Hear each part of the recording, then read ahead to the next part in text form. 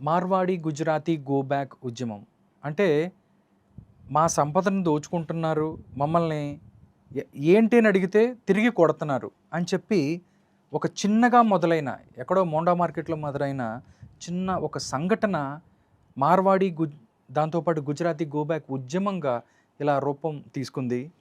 Cut చేస్తే ఎవరైతే మమ్మల్ని కొడుతున్నారు బాబు అన్నోళ్ళనే అరెస్ట్ చేస్తున్న పరిస్థితులు.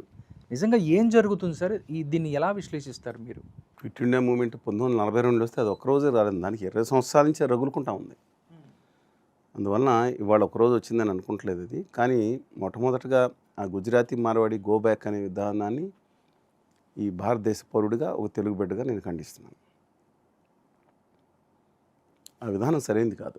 ఈ దేశంలో ఎవరైనా ఎక్కడైనా వ్యాపారం చేసుకోవచ్చు, స్థిరపడవచ్చు.